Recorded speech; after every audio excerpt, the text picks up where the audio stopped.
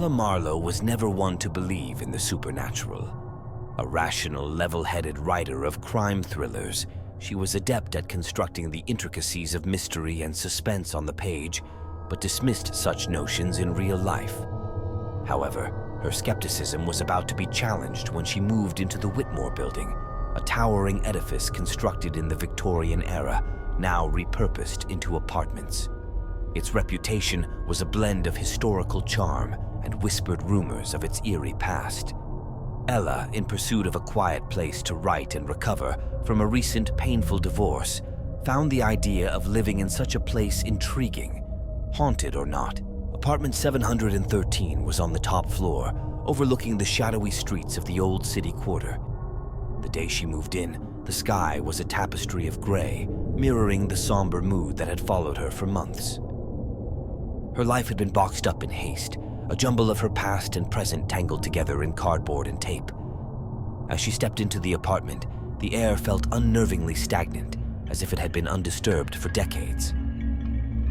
The spacious rooms were lined with tall, narrow windows and walls covered in faded wallpaper that seemed to absorb the dim light, casting gloomy shadows. Ella spent the first few days arranging her belongings, trying to make the space feel like home. However, the feeling of being watched slowly crept up on her, especially at night when the only sounds were the distant echoes of the city and the old building settling into its foundations.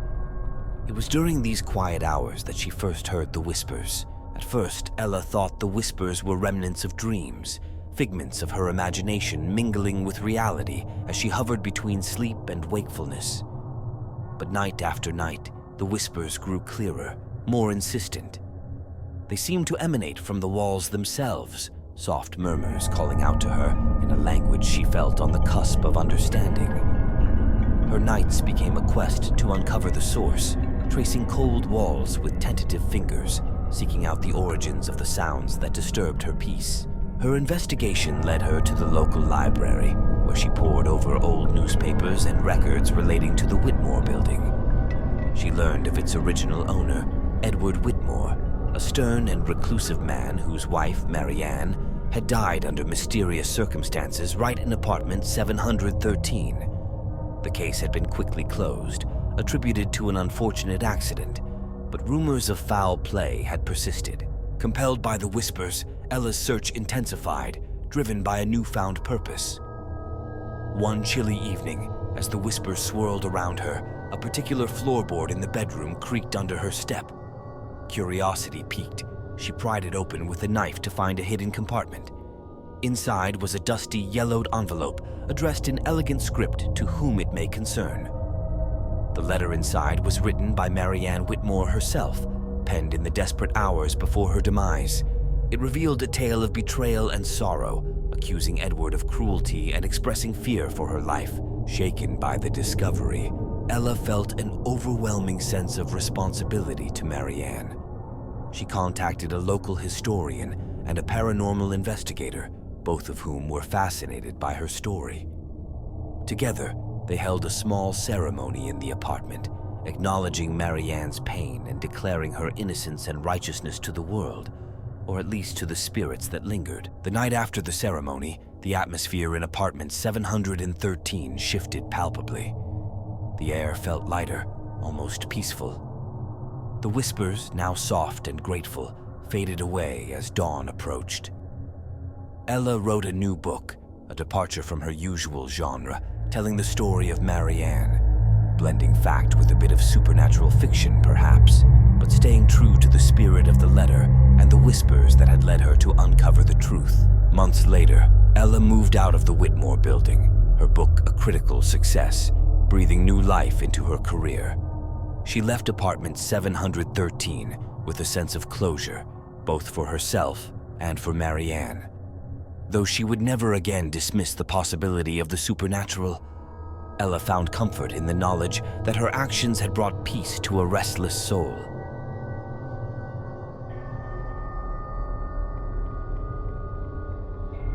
Tom had always been a pragmatic man, a journalist by trade, who dealt in facts and scoffed at the notion of ghosts and goblins. But after a harrowing experience covering war zones, he was left with a frayed nervous system and a deep need for a quieter life. Seeking solitude and a place far from his previous high-stakes existence, he chose an old apartment in the outskirts of the city. It was in a dilapidated building that most people would avoid, but Tom saw it as a perfect retreat, a place to heal and write his first book.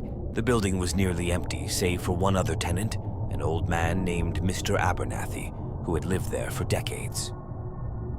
Mr. Abernathy warned Tom upon his arrival of odd happenings in the building, shadows that moved against logic, cold drafts in closed rooms, and the unnerving sensation of being watched. Tom, ever the skeptic, laughed it off as the superstitious ramblings of an elderly man. The apartment itself was on the second floor, facing an equally old and abandoned factory across the street. Its windows were boarded up, giving it a blind, forlorn look. Tom's apartment, with its peeling wallpaper and musty smell, felt like a capsule stuck in time. He spent his days setting up his space and his nights trying to ignore the creaks and groans of the old building. It was on a sleepless night while Tom was at his desk writing that he first noticed the figure. It was just a silhouette, a darker patch against the dark interior of the factory windows. Thinking it was a trick of the light, he shook his head and returned to his work.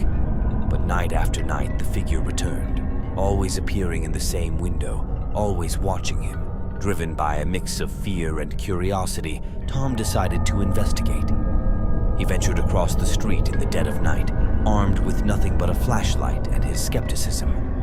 Inside the factory, dust motes danced in the beams of his flashlight, and the silence was oppressive. As he approached the window from which the figure had watched him, his heart raced. There, in the dust on the floor, were fresh footprints, an impossible occurrence given the boarded-up windows and locked doors. The footprints led to a small room at the back of the factory, which contained nothing but an old chair facing the window. On the chair lay a journal, aged and covered in dust. Tom took the journal back to his apartment. The entries were written by a young woman named Lillian, who had worked in the factory during the 1920s. Her writing spoke of her deep loneliness and her tragic love for a man who never returned her affections. The last entry chillingly detailed her decision to wait for him by the window every night, hoping to catch a glimpse of him passing by. Moved by Lillian's story, Tom felt an overwhelming need to acknowledge her plight. He wrote a piece about the factory and its forgotten worker, which was published in a major newspaper. The story generated public interest, and soon a local historical society took on the project of restoring the factory, planning to turn it into a museum. The night after his article was published, Tom watched as the figure appeared once more in the window. This time, however, after a few moments, it faded away, never to be seen again. The chill that had permeated his apartment dissipated, and for the first time since he had moved in, the building felt truly empty. Tom stayed in the apartment, his book now taking a supernatural twist inspired by his experiences. He often looked out at the old factory, now bustling with restoration activity, and wondered about the thin veil between past and present.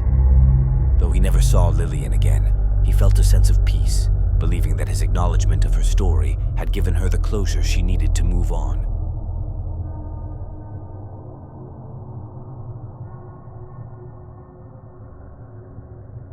Sarah Jennings, a recent history graduate with a particular interest in American colonial history, moved into an old apartment that was once part of an extensive estate from the 17th century.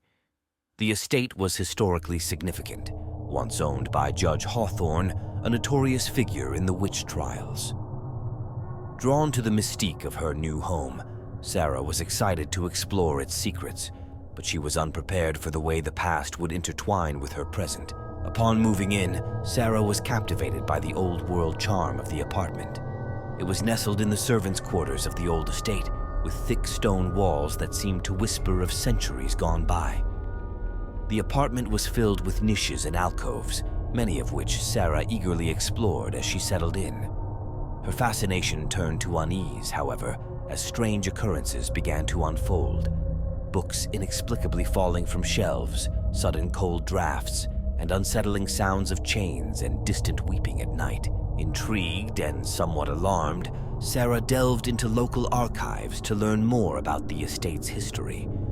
She discovered that during the witch trials, Judge Hawthorne had been particularly ruthless, responsible for many unjust accusations.